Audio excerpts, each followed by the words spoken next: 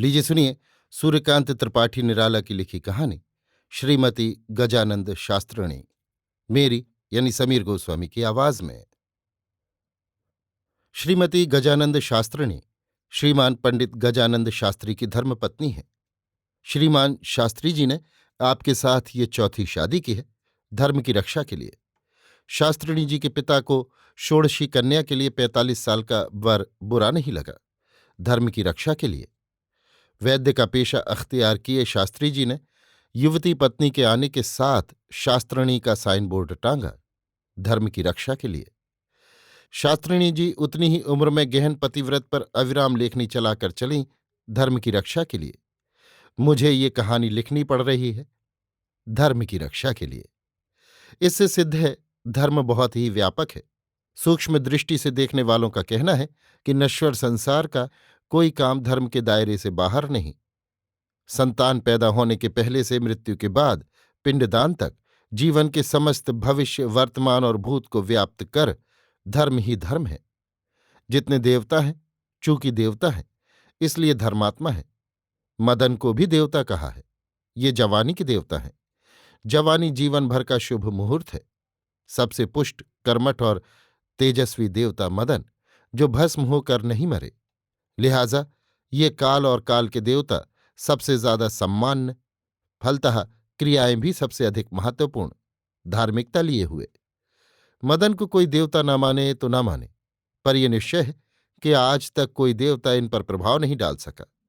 किसी धर्म शास्त्र या अनुशासन को ये मानकर नहीं चले, बल्कि धर्म शास्त्र और अनुशासन के मानने वालों ने ही इनकी अनुवर्तिता की है। यौवन को भी कोई कितना निंद कहे, चाहते सब हैं। वृद्ध सर्वस्व भी स्वाहा कर, चिन्ह तक लोगों को प्रिय है। खिजाब की कितनी खपत है। धातु पुष्टि की दवा सबसे ज्यादा बिकती है। साबुन, सेंट, पाउडर, क्रीम, हेजलीन, वैसलीन, तेल, फुलेल के लाखों कारखाने हैं। और इस दरिद्र देश में जब न थे तब राम जी और सीता जी उबटन लगाते थे। नाम और प्रसिद्धि कितनी है, संसार की सिनेमा स्टारों को देखाइए। किसी शहर में गिनिए कितने सिनेमा हाउस हैं, भीड़ भी कितनी। आवारागर्द मवेशी काइंज हाउस में इतने न मिलेंगे। देखिए, हिंदू, मुसलमान, सिख, पारसी, जैन, बौद्ध, क्रिस्तान सभी साफा, टोपी, पगड़ी, कैप, हैट और पाग से लेकर नंगा सिर घुटन्ना तक। अद्वैतवादी, विशिष्टताद्वैतवादी, द्वैतवादी, द्वैताद्वैतवादी, शुद्धाद्वैतवादी, साम्राज्यवादी, आतंकवादी, समाजवादी, काजी, नाजी, सूफी से लेकर छायावादी तक। खड़े, बेणे, सीधे, टेढ़े, सब तरह के तिलक, त्रिपुंड, बुरके वाली, घूंघट वाली, पूरे और आधे और चौथाई बाल वाली, खुली और मुंदी चश्मे वाली आंखें तक देख रही हैं। अर्थात संसार के जितने धर्मात्मा हैं सभी यौवन से प्यार करते हैं, इसलिए उसके कार्य को भी धर्म कहना पड़ता है। किसी के ना कहने ना मानने से वो अधर्म नहीं होता। अस्तु इस यौवन के धर्म की ओर शास्त्रिणी जी का धावा हुआ जब वो 15 साल की थी, अविवाहिता। ये आवश्यक था, इसलिए पाप नहीं। मैं इसे आवश्यकता अनुसार ही लिखूंगा। जो लोग विशेष रूप से समझना चाहते हो वे जितने दिन तक पढ़ सके काम विज्ञान का अध्ययन कर लें। इस शास्त्र पर जितनी पुस्तकें हैं, पूरे अध्ययन के लिए पूरा मनुष्य जीवन थोड़ा है।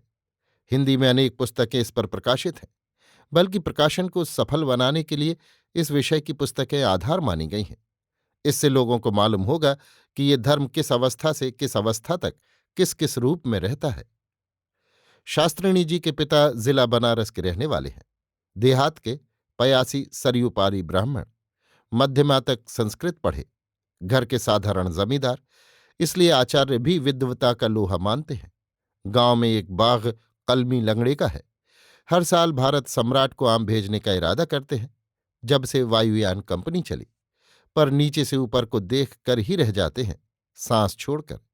जिले के अंग्रेज हाकिमों को आम पहुंचाने की पितामह के समय से प्रथा है। ये भी सनातन धर्मानुयायी है। नाम पंडित रामखेलावन है। रामखेलावन जी के जीवन में एक सुधार मिलता है। अपनी कन्या का, जिन्हें हम शास्त्रिणी जी लिखते हैं, नाम उन्होंने सुपर्णा रखा था। गांव की जीभ में इसका ये रूप नहीं रह सका। प्रोग्रेसिव राइटर्स की साहित्यिकता की तरह पन्ना बन गया। इस सुधार के लिए हम पंडित रामखेलावन जी को धन्यवाद देते हैं। पंडित जी समय काटने के विचार से आप ही कन्या को शिक्षा देते थे। फलस्वरूप कन्या भी उनके साथ समय काटती गई और 15 साल की अवस्था तक सारस्वत में हिलती रही। फिर भी गांव की वधू वनिताओं पर उसकी विद्वता का पूरा प्रभाव पड़ा। दूसरों पर प्रभाव डालने का उसका जमींदारी स्वभाव था। फिर संस्कृत पढ़ी, लोग मानने लगे। गति में चापल्य उसकी प्रतिभा का सबसे बड़ा लक्षण था। उन दिनों छायावाद का बोलबाला था, खास तौर से इलाहाबाद में। लड़के पंत के नाम की माला जपते थे। ध्यान लगाए कितनी लड़ाइयां लड़ी प्रसाद पंत और माखनलाल के विवेचन में। भगवती चरण बायरन से आगे हैं, पीछे रामकुमार कितनी ताकत से सामने आते हुए। महादेवी कितना खींचती हैं। मोहन उसी गांव का इलाहाबाद विश्वविद्यालय में बीए पहले साल में पढ़ता था। ये रंग उस पर भी चढ़ा और दूसरों से अधिक। उसे पंत की प्रकृति प्रिय थी और इस प्रियता से जैसे पंत में बदल जाना चाहता था। संकोच, लज्जा, मार्जित मधुर उच्चारण, निर्भीक नम्रता, शिष्ट आलाप, सजधज उसी तरह रचनाओं से रच गया। साधना करते सधी रचना करने लगा। पर सम्मेलन शरीफ अब तक नहीं गया। पिता हाईकोर्ट में क्लर्क थे। गर्मी की छुट्टियों में गांव आया हुआ है। सुपर्णा से परिचय है, जैसे पर्ण और सुमन का। सुमन पर्ण के ऊपर है, सुपर्णा नहीं समझी। जमींदार की लड़की जिस तरह वहां की समस्त डालों के ऊपर अपने को समझती थी, उसके लिए भी समझी। ज्यों ज्यों समय की हवा से हिलती थी, सुमन की रेणु से रंग जाती थी। समझती थी वो उसी का रंग है। मोहन शिष्ट था, पर अपना आसन न छोड़ता था। सुपर्णा एक दिन बाग में थी। मोहन लौटा हुआ घर आ रहा था। सुपर्णा रंग गई, बुलाया। मोहन फिर भी घर की तरफ चला। मोहन, ये आम बाबूजी दे गए हैं, ले जाओ। तकवाहा बाजार गया है। मोहन बाग की ओर चला। नजदीक गया तो सुपर्णा हंसने लगी। कैसा धोखा देकर बुलाया है। आम बाबूजी ने तुम्हारे यहां कभी और भी भिजवाए हैं। मोहन लजाकर हंसने लगा। लेकिन तुम्हारे लिए कुछ आम चुनकर मैंने रखे हैं, चलो। मोहन ने एक बार संयत दृष्टि से उसे देखा। सुपर्णा साथ लिए बीच बाग की तरफ चली। मैंने तुम्हें आते देखा था, तुमसे मिलने को छिपकर चली आई। तकवाहे को सौदा लेने दूसरे गांव बाजार भेज दिया है, याद है मोहन? क्या मेरी गुइयों ने तुम्हारे साथ खेल में? वो तो खेल था। नहीं, वो सही था। मैं अब भी तुम्हें वही समझती हूं। लेकिन तुम पयासी हो, शादी तुम्हारे पिता को मंजूर न होगी। तो तुम मुझे कहीं ले चलो, मैं तुमसे कहने आई हूं। दूसरे से ब्याह करना मैं नहीं चाहती। मोहन की सुंदरता गांव में रहने वाली सुपर्णा ने दूसरे युवक में नहीं देखी। उसका आकर्षण उसकी मां को मालूम हो चुका था। उसका मोहन के घर जाना बंद था। आज पूरी शक्ति लड़ाकर, मौका देखकर मोहन से मिलने आई है। मोहन खिंचा। उसे यहां वो प्रेम न दिखा, वो जिसका भक्त था। कहा, लेकिन मैं कहाँ ले चलूं? जहां रहते हो।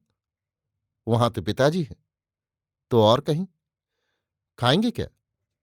खाना पड़ता है, ये सुपर्णा को याद न था। मोहन से लिपटी जा रही थी। इसी समय तकवाहा बाजार से आ गया। देर का गया था। देखकर सचेत करने के लिए आवाज दी। सुपर्णा घबराई। मोहन खड़ा हो गया। तकवाहा बाग आ सौदा देकर मोहन को जमींदार की ही दृष्टि से घूरता रहा। मतलब समझकर मोहन धीरे धीरे बाग से बाहर निकला और घर की ओर चला। तकवाहा धार्मिक था। जैसा देखा था, पंडित रामखेला वंजी से व्याख्या समेत कहा। साथ ही इतना उपदेश भी दिया कि मालिक, पानी की भरी खाल है, कब क्या हो जाए। बिटिया रानी का जल्द ब्याह कर देना चाहिए। पंडित रामखेलावन जी भी धार्मिक थे। धर्म की सूक्ष्मतम दृष्टि से देखने लगे तो मालूम पड़ा कि सुपर्णा के गर्भ है। 9-10 महीने में लड़का होगा। फिर इस महीने लगन है, ब्याह हो जाना चाहिए। जल्दी में बनारस चले। पंडित गजानंद शास्त्री बनारस के वैद्य हैं। वैद्य की साधारण चलती है, बड़े दांव पैंच करते हैं तब। पर आशा बहुत बढ़ी चढ़ी है। सदा बड़े बड़े आदमियों की तारीफ करते हैं और ऐसे स्वर से जैसे उन्हीं में से एक हो। वैद्य की चले, इस अभिप्राय से शाम को रामायण पढ़ते पढ़वाते हैं। तुलसीकृत अर्थ स्वयं कहते हैं। गोस्वामी जी के साहित्य का उनसे बड़ा जानकार, विशेषकर रामायण का, भारतवर्ष में नहीं, ये श्रद्धापूर्वक मानते हैं। सुनने वाले ज्यादातर विद्यार्थी हैं जो भरसक गुरु के यहाँ भोजन करके विद्याध्ययन करने काशी आते हैं।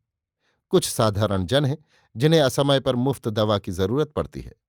दो चार ऐसे भी आदमी जो काम तो साधारण करते हैं पर असाधारण आदमियों में गप लड़ाने के आदी हैं। मजे की महफिल लगती है। कुछ महीने हुए शास्त्री जी की तीसरी पत्नी का अस्चिकित्सा के कारण देहांत हो गया है।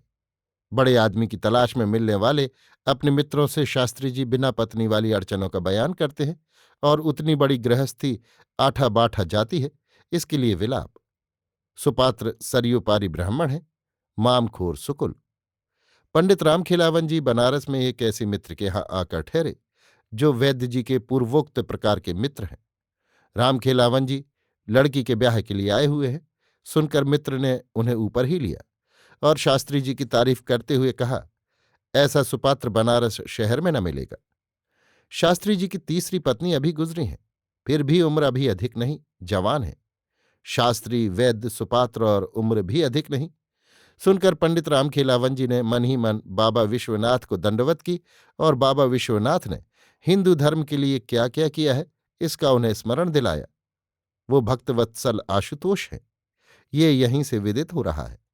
मर्यादा की रक्षा के लिए अपनी पुरी में पहले से वर लिए बैठे हैं।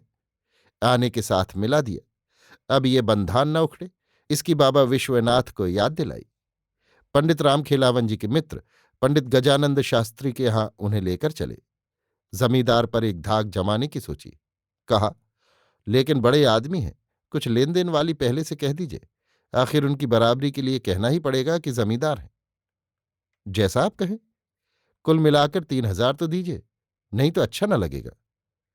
इतना तो बहुत है। 2,500? इतने से कम में ना होगा। ये दहेज की बात नहीं, बनाव की बात है। अच्छा, इतना कर दिया जाएगा, लेकिन विवाह इसी लगन में हो जाना चाहिए। मित्र चौंका, संदेह मिटाने के लिए कहा, भाई इस साल तो नहीं हो सकता। पंडित रामखेलावन जी घबराकर बोले, आप जानते ही हैं, 11 साल के बाद लड़की जितनी ही पिता के यहाँ रहती है, पिता पर पाप चढ़ता है। 15 साल की है, सुंदर जोड़ी है, लड़की अपने घर जाए, चिंता कटे, जमाना दूसरा है। मित्र को आशा बंधी, सहानुभूतिपूर्वक बोले, बड़ा जोर लगाना पड़ेगा, अगले साल हो तो बुरा तो नहीं। पंडित रामखेलावन जी चलते हुए रुककर बोले, अब इतना सहारा दिया है तो खेवा पार ही कर दीजिए। बड़े आदमी ठहरे, कोई हमसे भी अच्छा तब तक आ जाएगा। मित्र को मजबूती हुई, बोले, उनकी स्त्री का देहांत हुआ है, अभी साल भी पूरा नहीं हुआ। बरखी से पहले तो मंजूर ना करेंगे, लेकिन एक उपाय है, अगर आप करें। आप जो भी कहें हम करने को तैयार हैं। भला हमें ऐसा दामाद कहाँ मिलेगा। बात यह है कि कुल सरांधे एक ही महीने में करवानी पड़ेगी और फिर ब्रह्मभोज भी तो है, और बड़ा कम से कम 3,000 खर्च होंगे। फिर तत्काल विवाह। आप 1,000 रुपये भी दीजिए, पर उन्हें नहीं। अरे रे, इसे वो अपमान समझेंगे। हमें दें, इससे आपकी इज्जत बढ़ेगी और आखिर हमें बढ़कर उनसे कहना भी तो है कि बराबर की जगह है। 1,000 जब उनके हाथ पर रखेंगे कि आपके ससुर जी ने बरखी के खर्च के लिए दिए हैं, तब ये 10,000 के इतना होगा। यही तो बात थी, वो भी समझेंगे। पंडित रामखेलावन जी दिल से कसमसाए, पर चारा न था। उतरे गले से कहा, अच्छी बात है। मित्र ने कहा, तो रुपए कब तक भेजिएगा। अच्छा, अभी चलिए, देख तो लीजिए, लेकिन विवाह की बातचीत न कीजिएगा, नहीं तो निकाल ही देंगे। समझिए, पत्नी मरी है। रामखेलावन दबे धीरे धीरे चलते गए। लड़की कुछ पढ़ी भी है। पढ़ती तो थी, 3 साल हुए जब मैं गया था, गवाही थी मौका देखने के लिए। मित्र ने पूछा, लड़की तो सरस्वती है, आपने देखा ही है, संस्कृत पढ़ी है। ठीक है, देखिए बाबा विश्वनाथ हैं। मित्र की तरह पर उतरे गले से कहा। रामखेलावन जी डरे कि बिगाड़ न दे। दिल से जानते थे बदमाश है, उनकी तरफ से झूठ गवाही दे चुका है रुपए लेकर, लेकिन लाचार थे। कहा, हम तो आप में बाबा विश्वनाथ को ही देखते हैं, ये काम आपका बनाया बनेगा। मित्र हंसा, बोला, कह तो चुके, गाढ़े में काम न दे वो मित्र नहीं, दुश्मन है। सामने देखकर, वो शास्त्री जी का ही मकान है। सामने था वो किराए का मकान। अच्छी तरह देखकर कहा, है नहीं, बैठक में, शायद पूजा में है। दोनों बैठक में गए। मित्र ने पंडित रामखेलावन जी को आश्वासन देकर कहा, आप बैठिए, मैं बुलाए लाता हूं। पंडित रामखेलावन जी एक कुर्सी पर बैठे। मित्रवर आवाज देते हुए जीने पर चढ़े। जिस तरह मित्र ने यहां रौब गांठा था, उसी तरह शास्त्री जी पर गांठना चाहा। वो देख चुका था, शास्त्री जी खिजाब लगाते हैं, अर्थ विवाह के सिवा दूसरा नहीं। शास्त्री जी बढ़ बढ़कर बातें करते हैं, ये मौका बढ़कर बात करने का है। उसका मंत्र है, काम निकल जाने पर बेटा बाप का नहीं होता, उसे काम निकालना है। शास्त्री जी ऊपर एकांत में दवा कूट रहे थे। आवाज पहचान कर बुलाया। मित्र ने पहुंचने के साथ देखा, हिजाब ताज़ा है। प्रसन्न होकर बोला, मेरी मानिए तो वो ब्याह कराऊं जैसा कभी किया ना हो, और बहू अप्सरा, संस्कृत पढ़ी, रुपया भी दिलाऊं। शास्त्री जी पुलकित हो उठे। कहा, आप हमें दूसरा समझते हैं। इतनी मित्रता, रोज की उठक बैठक, आप मित्र ही नहीं हमारे सर्वस्व हैं। आपकी बात ना मानेंगे तो क्या रास्ता चलते कि मानेंगे? आप भी। आपने अभी स्नान नहीं किया शायद? नहाकर चंदन लगाकर अच्छे कपड़े पहनकर नीचे आइए। विवाह करने वाले जमींदार साहब हैं, वहीं परिचय कराऊंगा। लेकिन अपनी तरफ से कुछ कहिएगा मत, नहीं तो बड़ा आदमी है, भड़क जाएगा। घर की शेखी में मत भूलिएगा, आप जैसे उसके नौकर हैं। हाँ, जन्म पत्र अपना हरगिज न दीजिएगा। उम्र का पता चला तो न करेगा। मैं सब ठीक कर दूंगा, चुपचाप बैठे रहिएगा। नौकर कहाँ है? बाजार गया है। आने पर मिठाई मंगवाइएगा, हालांकि खाएगा नहीं। मिठाई से इनकार करने पर नमस्कार करके सीधा ऊपर का रास्ता नापिएगा। मैं भी ये कह दूंगा, शास्त्री जी ने आधे घंटे का समय दिया है। शास्त्री गजानंद जी गदगद हो गए। ऐसा सच्चा आदमी ये पहला मिला है। उनका दिल कहने लगा। मित्र नीचे उतरा और मित्र से गंभीर होकर बोला, पूजा में है, मैं तो पहले ही समझ गया था। 10 मिनट के बाद आंख खोली, जब मैंने घंटी टिनटिनाई। जब से स्त्री का देहांत हुआ है, पूजा में ही तो रहते हैं। सिर हिलाकर कहा, चलो देखिए, बाबा विश्वनाथ ही हैं। हे प्रभु, शरणागत शरण, तुम ही हो बाबा विश्वनाथ। कहते हुए मित्र ने पलकें मूंद ली। इसी समय पैरों की आहट मालूम दी। देखा, नौकर आ रहा था। डांट कर कहा, पंखा झल, शास्त्री जी अभी आते हैं। नौकर पंखा झलने लगा। वैद्य का बैठका था ही। पंडित रामखेलावन जी प्रभाव में आ गए। आधे घंटे बाद जीने में खड़ाऊ की खटक सुन पड़ी।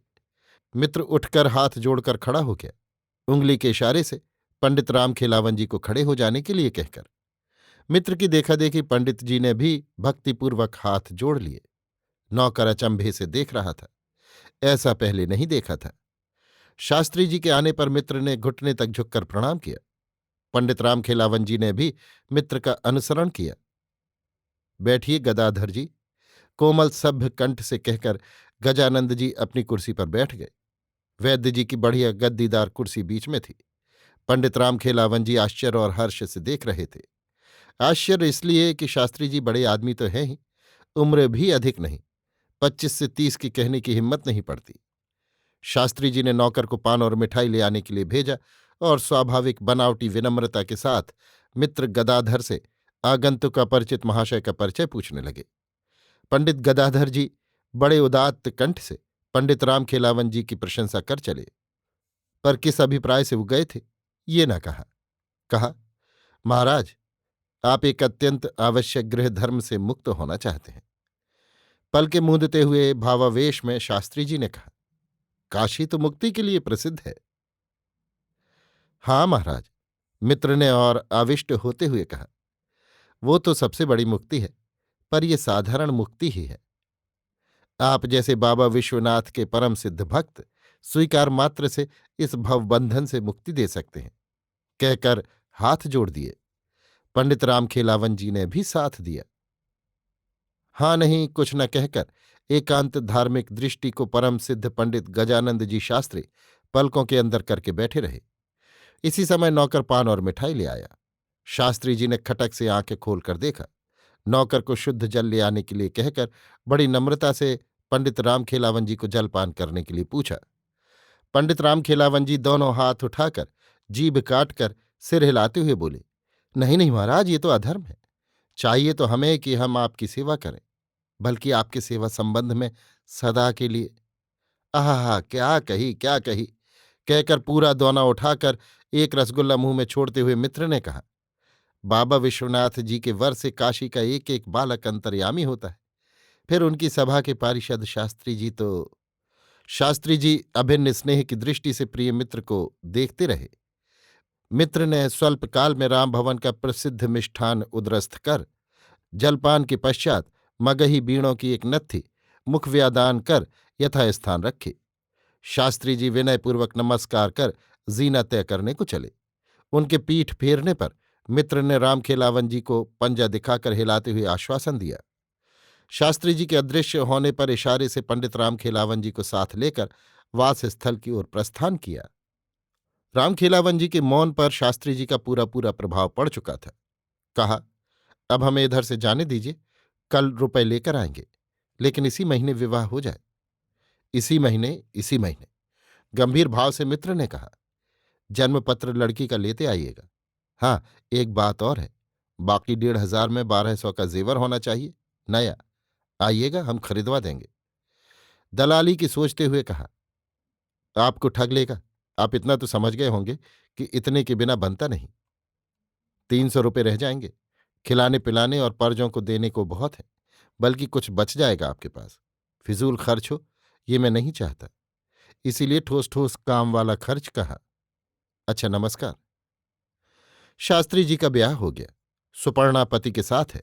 शास्त्री जी ब्याह करते करते कोमल हो गए थे। नवीना सुपर्णा को यथाभ्यास सब प्रकार प्रीत रखने लगे। बाग से लौटने पर सुपर्णा के हृदय में मोहन के लिए क्रोध पैदा हुआ। घर वालों ने सख्त निगरानी रखने के अलावा डर के मारे उससे कुछ नहीं कहा। उसने भी विरोध किए बिना विवाह के बहाव में अपने को बहा दिया। मन में ये प्रतिहिंसा लिए हुए कि मोहन इस बहते में मिलेगा और उसे हो सकेगा तो उचित शिक्षा देगी। शास्त्री जी को एकांत भक्त देखकर मन में मुस्काई। सुपर्णा का जीवन शास्त्री जी के लिए भी जीवन सिद्ध हुआ। शास्त्री जी अपना कारोबार बढ़ाने लगे। सुपर्णा को बैदक की अनुवादित हिंदी पुस्तकें देने लगे। नाड़ी विचार चर्चा आदि करने लगे। उस आग में तृण की तरह जल जल कर जो प्रकाश देखने लगे वो मर्त में उन्हें दुर्लभ मालूम दिया। एक दिन श्रीमती गजानंद शास्त्रिणी जी के नाम से स्त्रियों के लिए बिना फीस वाला रोग परीक्षणालय खोल दिया, इस विचार से कि दवा के दाम मिलेंगे, फिर प्रसिद्धि होने पर फीस भी मिलेगी। लेकिन ध्यान से सुपर्णा के पढ़ने का कारण कुछ और है। शास्त्री जी अपनी मेज की सजावट तथा प्रतीक्षा करते रोगियों के समय काटने के विचार से तारा के ग्राहक थे। एक दिन सुपर्णा तारा के पन्ने उलटने लगी। मोहन की एक रचना छपी थी। ये उसकी पहली प्रकाशित कविता थी। विषय था व्यर्थ प्रणय। बात बहुत कुछ मिलती थी, लेकिन कुछ निंदा थी। जिस प्रेम से कवि स्वर्ग से गिरा जाता है उसकी, काव्य की प्रेमिका का उसमें वही प्रेम दर्शाया गया था। सुपर्णा चौंकी, फिर संयत हुई और नियमित रूप से तारा पढ़ने लगी। 1 साल बीत गया। अब सुपर्णा हिंदी में मजे से लिख लेती है। मोहन से उसका हाड़ हाड़ जल रहा था। एक दिन उसने पतिव्रत्य पर एक लेख लिखा। आजकल के छायावाद के संबंध में भी पढ़ चुकी थी और बहुत कुछ अपने पति से सुन चुकी थी।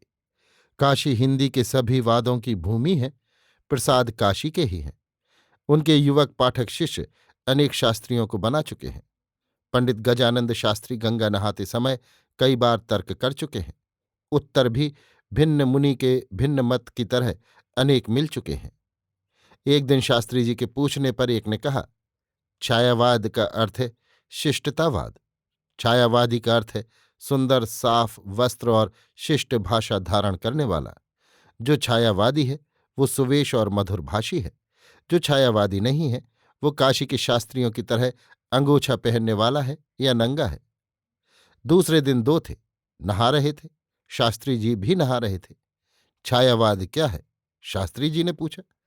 उन्होंने शास्त्री जी को गंगा में गहरे ले जाकर डुबाना शुरू किया। जब कई कुल्ले पानी पी गए तब छोड़ा। शिथिल होकर शास्त्री जी किनारे आए। तब लड़कों ने कहा, यही है छायावाद। फलतः शास्त्री जी छायावाद और छायावादी से मौलिक घृणा करने लगे थे और जिज्ञासु षोडशी प्रिया को समझाते रहे कि छायावाद वो है जिसमें कला के साथ व्यभिचार किया जाता है, तरह तरह से। आइडिया के रूप में सुपर्णा जैसी ओजस्विनी लेखिका के लिए इतना बहुत था। आदि से अंत तक उसके लेख में प्राचीन पतिव्रत धर्म और नवीन छायावादी व्यभिचार प्रचारक के कंठ से बोल रहा था। शास्त्री जी ने कई बार पढ़ा और पत्नी को सती समझकर मन ही मन प्रसन्न हुए। वो लेख संपादक जी के पास भेजा गया। संपादक जी लेखिका मात्र को प्रोत्साहित करते हैं ताकि हिंदी की मरुभूमि सरस होकर आबाद हो, इसलिए लेख या कविता के साथ चित्र भी छापते हैं। शास्त्रिणी जी को लिखा। प्रसिद्धि के विचार से शास्त्री जी ने एक अच्छा सा चित्र उतरवा कर भेज दिया।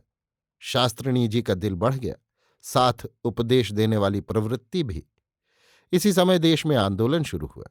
पिकेटिंग के लिए देवियों की आवश्यकता हुई, पुरुषों का साथ देने के लिए भी। शास्त्रिणी जी की मार्फत शास्त्री जी का व्यवसाय अब तक भी न चमका था। शास्त्री जी ने पिकेटिंग में जाने की आज्ञा दे दी। इसी समय महात्मा जी बनारस होते हुए कहीं जा रहे थे। कुछ घंटों के लिए उतरे। शास्त्री जी की सलाह से एक जेवर बेचकर शास्त्रिणी जी ने 200 रुपये की थैली उन्हें भेंट की। तन मन और धन से देश के लिए हुई इस सेवा का साधारण जनता पर असाधारण प्रभाव पड़ा। सब धन्य धन्य कहने लगे। शास्त्रिणी जी पूरी तत्परता से पिकेटिंग करती रहीं। एक दिन पुलिस ने दूसरी स्त्रियों के साथ उन्हें भी लेकर एकांत में कुछ मील शहर से दूर संध्या समय छोड़ दिया। वहां से उनका मायका नजदीक था। रास्ता जाना हुआ। लड़कपन में वहां तक वो खेलने जाती थी। पैदल मायके चली गई।